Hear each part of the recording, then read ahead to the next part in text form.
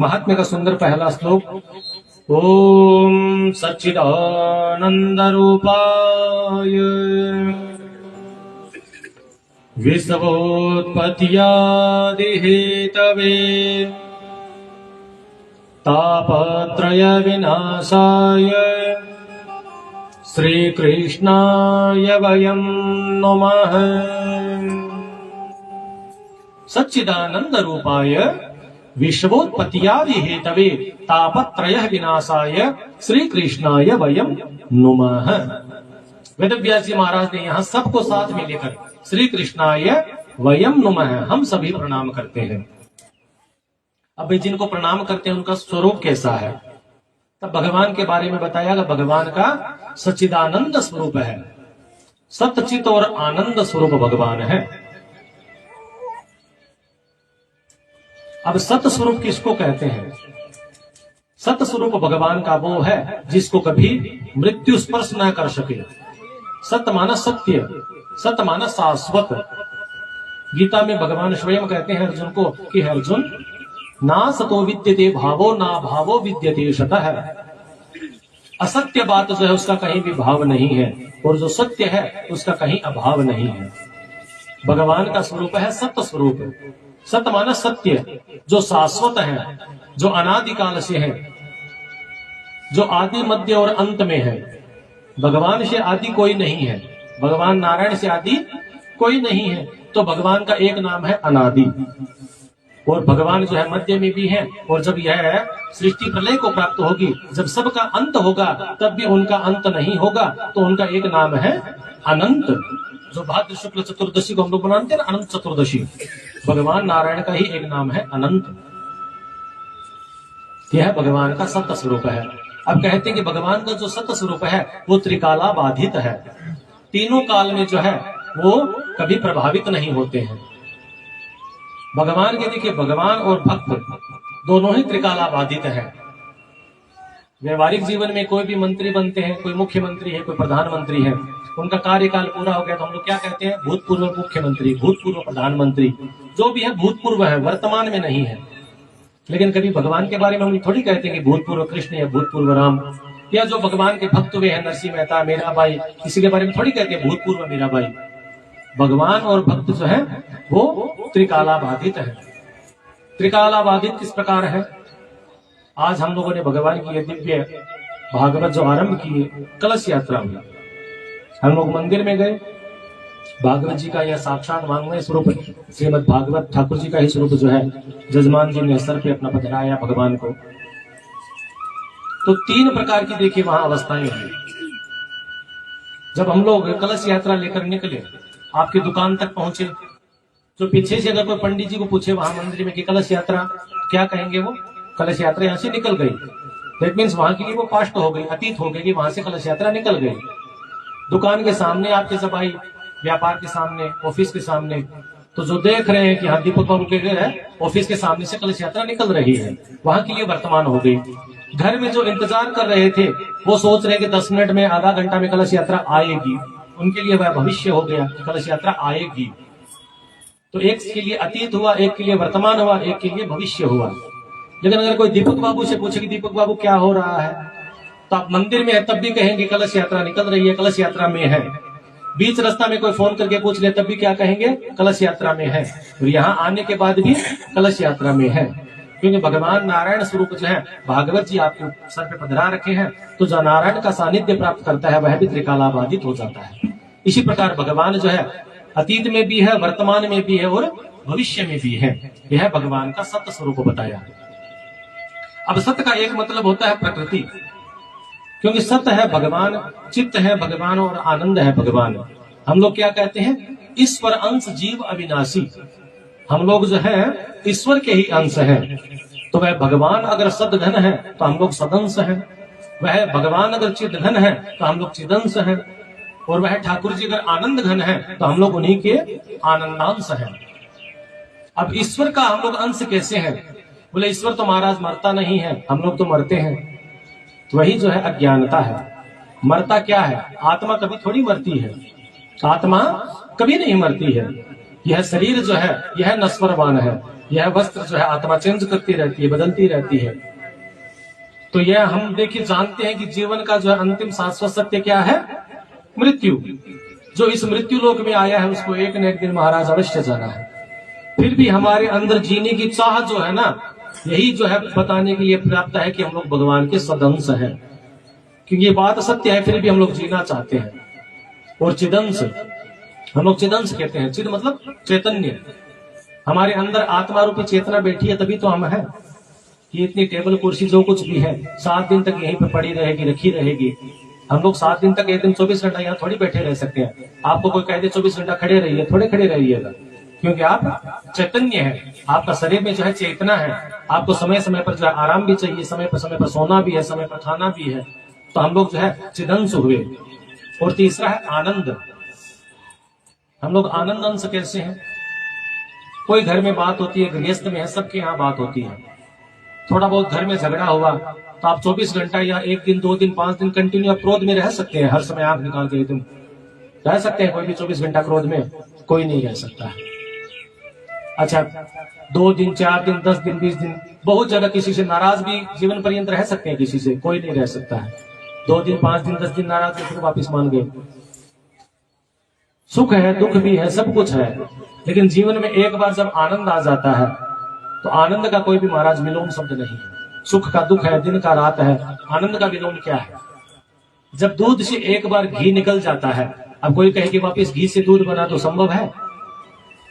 तो जीवन में या तो जब तक भगवान का आनंद आता नहीं है, और जब आनंद जिसको आ जाता है उसको फिर वह आनंद वापिस जाने वाली चीज नहीं है। क्योंकि वह आनंद जिसे आया है वह सच्चिदानंद है, वह सदा आनंदित रहने वाले हैं।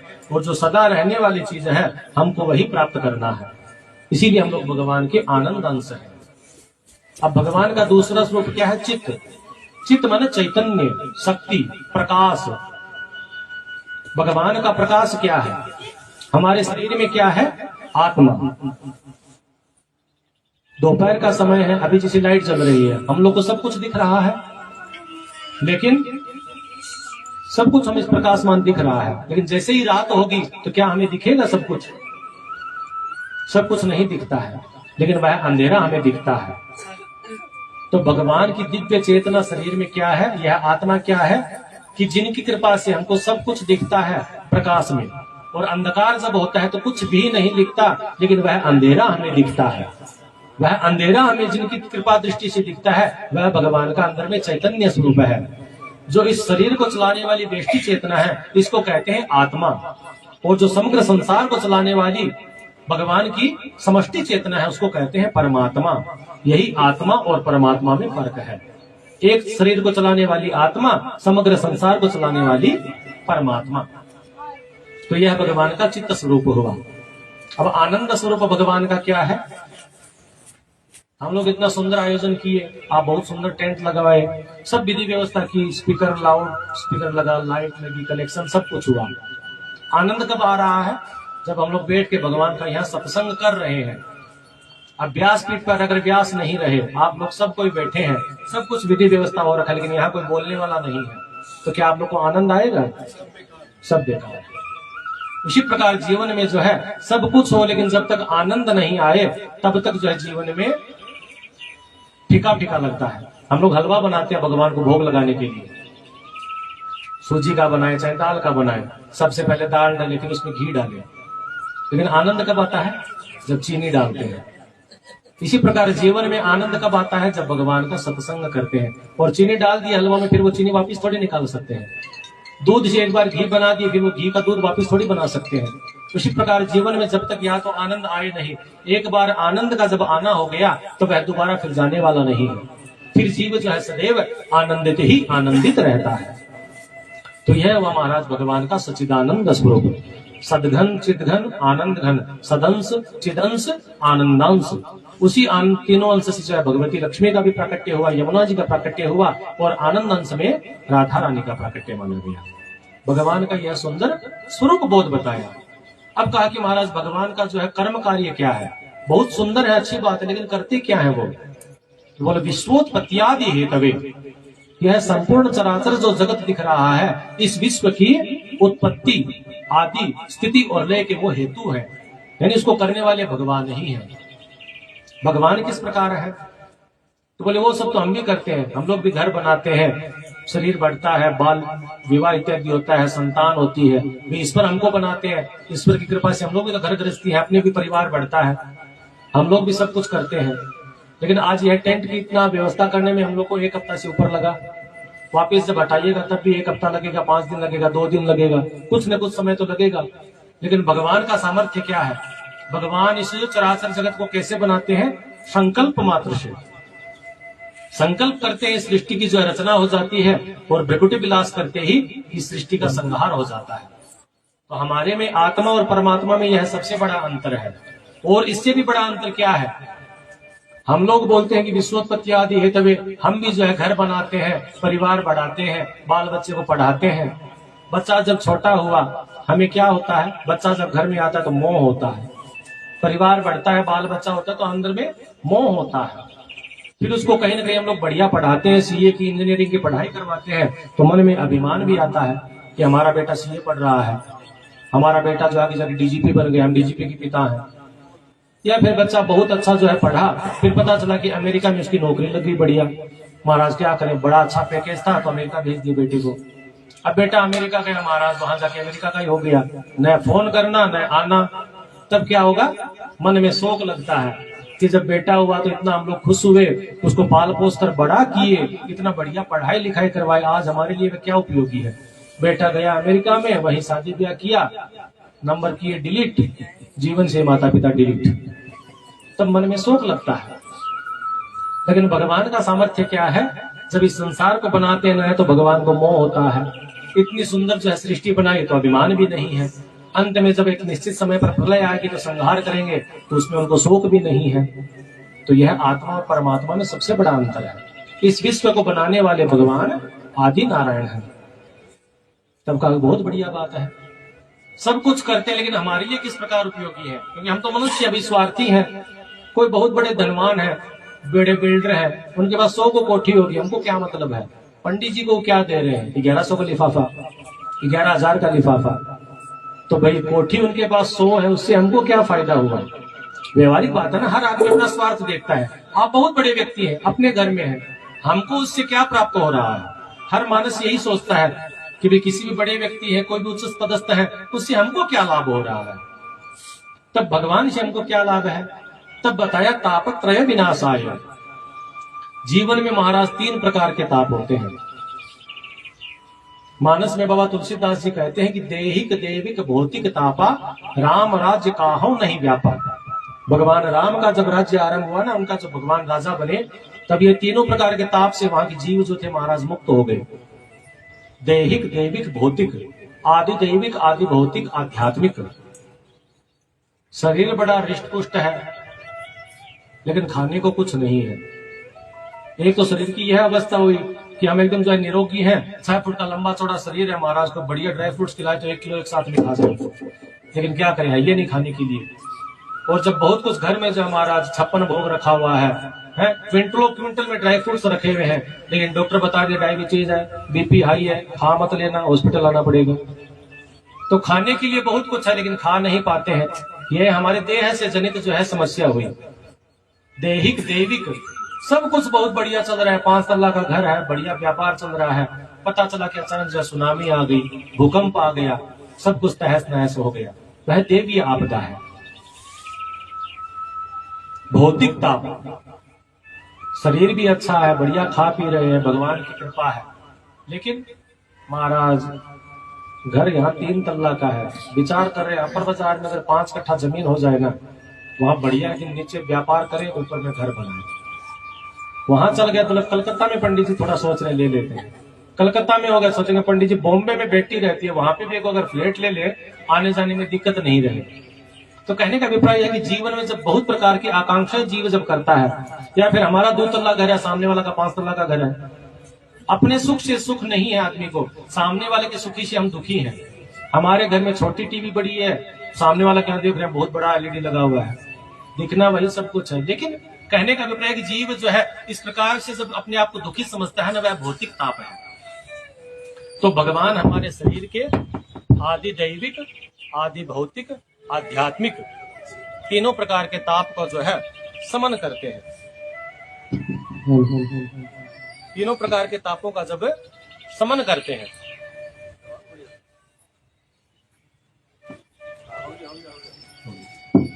तीनों प्रकार के तापों का समन करते हैं, तब कहा कि भाई अच्छी बात है, जब हमारे लिए भगवान इतना कुछ कर रहे हैं, क्योंकि जीवन में कोई न कोई दुखी तो अवश्य है, कोई तन दुखी, कोई मन दुखी, कोई धन भी न रहे तो उदास, थोड़े थोड़े सब दुखी, सुखी राम को दास।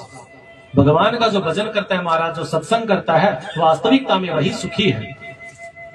किसी को तन का दुख है, किसी को मन का दुख है, किसी को धन का दुख है, थोड़ा थोड़ा दुख जो है सबको है।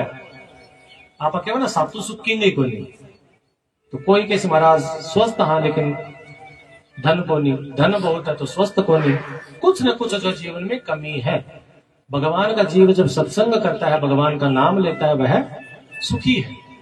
कि महाभारत में जो है ना, भीष्म पितामह बड़ी सुंदर बात एक कहते हैं कि एकोपि कृष्णस्य कृतः प्रणामो दशाश्वमेधावृथेन तुल्यः दशाश्वमेधी पुनरेति जन्म कृष्ण प्रणामी न पुनर्भवाय। भगवान को एक बार प्रणाम करने का कितना प्रतिफल सुंदर बताया कि जो 10 अश्वमेध करने का पुण्य फल है, उसका भी जब महाराज पुनर्जन्म हो सकता है, लेकिन कृष्ण प्रणामी न पुनर्भवाय। भगवान को जो मनुष्य प्रणाम करता है, उसका यह जीवन मरण का चक्र जो यह छूट जाता है। तो इतना सुंदर महाराज जब हमारे लिए भगवान उपयोगी है, तीनों प्रकार से हमारे ताप को हरने वाले हैं, तब तो हमारा जो है दायित्व बनता है कि हम भगवान को प्रणाम करें। तब कहा कि श्री कृष्णाय वयम नमः। भगवान श्री कृष्ण को हम सभी नमस्कार करते हैं। अब कृष्ण शब्द है, कर्षयति इति कृष्ण है, जो अपनी ओर खींचता है, अपनी ओर आकर्षित करता है, उसका नाम है कृष्ण। अब कृष्ण के आगे श्री शब्द भी जुड़ा है महाराज, तो बोले ये श्री कौन है? श्रिया सहित कृष्ण श्री कृष्ण तस्मै श्री कृष्णाय वयम नमः। श्री जी के सहित जो कृष्ण है, उनको नमस्कार करते हैं। अब श्री जी कौन है? ठाकुर जी के कितने विवाह हो रखे हैं? 16,108। अब सब तो कोई एक साथ में एक गद्दी पर बैठती नहीं होंगी कि ठाकुर जी बैठे हैं, सबको एक साथ में बैठे हैं। तो चलिए 16,108 में से 16,108 घटा दिए, 16,100 घटा दिए, 8 जो प्रमुख पटरानियां हैं वो बैठती होंगी। तो उनमें भी तो सोचती थी, रुक्मिणी जी सोचे हम बड़े, यमुना जी सोचे हम बड़े, कालिंदी सोचे हम बड़े, सबको मन में तो रहता है कि हम बड़े हम बड़े। तो हम लोग किसको प्रणाम करें?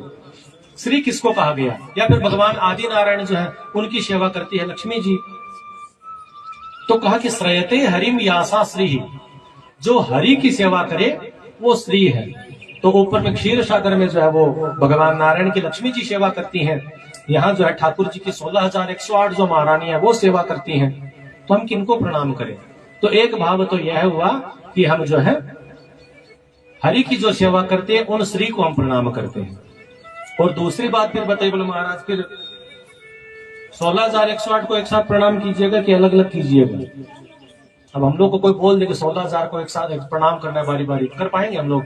बड़ा जोर से बोलेंगे प्रणाम प्रणाम, धीरे धीरे बैठ डाउन, 100 पहुंचते पहुंचते खाली हाथ जोड़ना शुरू कर देंगे, तो संभव नहीं है। तो श्री कृष्ण फिर किसको कहें? श्री किसको कहें? तो पहली बात बताई श्रयते हरिम यासा श्री, जो हरि की सेवा करे वो श्री है। फिर बताया कि श्रयते हरिणापि यासा श्री।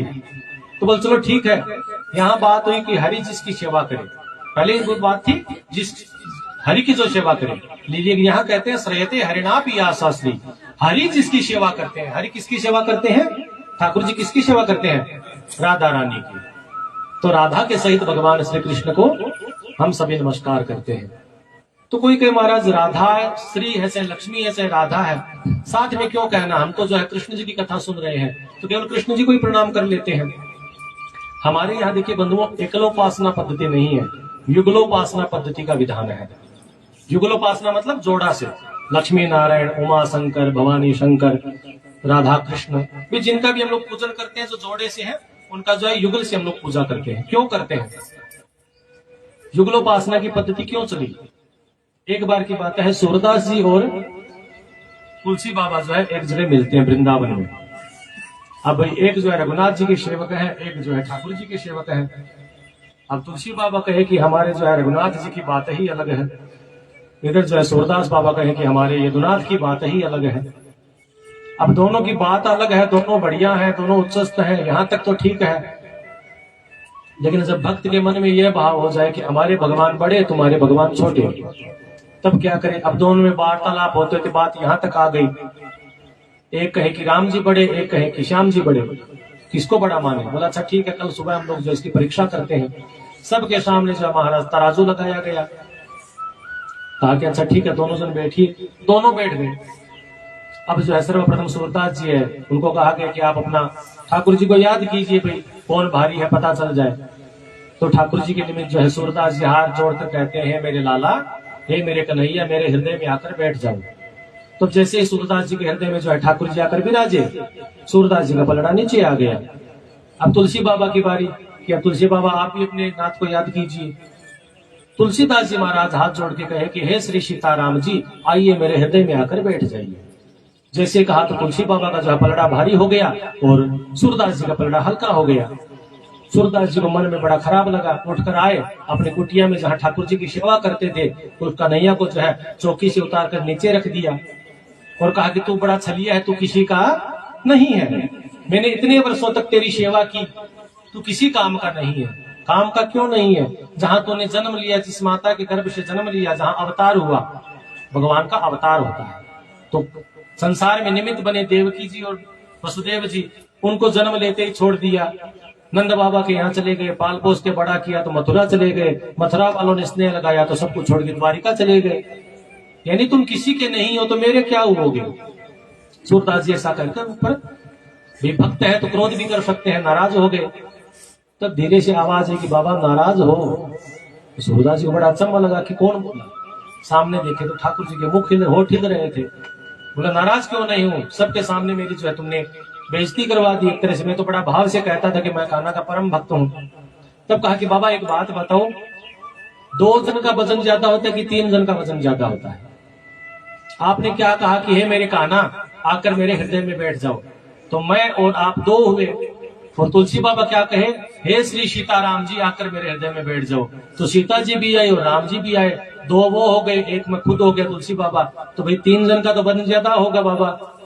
इसी के बाद जो महाराज सूरदास जी महाराज को अपनी गलती का एहसास हुआ और उसके बाद जो है युगल पद के जो है वो भगवान की भक्ति करने लगे।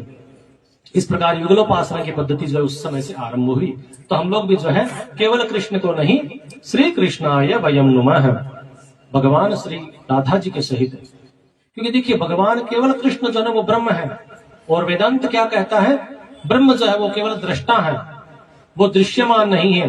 वो भगवान कृष्ण जो है केवल हमारे दुख को देखेंगे जरूर, लेकिन हमारे दुख को दूर नहीं करेंगे। तो भैया हमको तो कौन चाहिए, तापत्रय विनाशाय, हमारे तीनों तापों का जो क्षण भर में नाश कर दे वो हमें चाहिए। तो वो कौन कर सकते हैं, जब श्रिया राधिका साथ होती है। घर में हम लोग क्या करते हैं, जो बात अपने से नहीं बनती है, पापा को डायरेक्ट नहीं कह पाएंगे, पिताजी को तो मम्मी को कहते हैं। मम्मी तुरंत जाएगी, जी सुनिए, तुरंत काम हो गया। बच्चा 10 बार बोल भी देगा तो पापा बात नहीं मानेंगे। जहां मम्मी को कहा माता जी गई, तुरंत एक बार में बात हो गई। तो भाई वो हमारे जगत के माता पिता हैं। जो बात पिता नहीं माने तो मैया को पकड़ो। तो राधा के सहित श्री कृष्ण को हम सभी नमस्कार करते हैं। प्रेम से एक बार सबको इस श्लोक का उच्चारण करें। सच्चिदानंद रूपाय विश्वोत्पत्त्यादि हेतवे तापत्रय विनाशाय श्री कृष्णाय वयं नुमः। श्री कृष्णाय वयं नुमः। भगवान श्री कृष्ण को हम सभी राधा रानी के सहित जो है उनको नमस्कार करते हैं, क्योंकि हमारे तीनों तापों को हरने वाले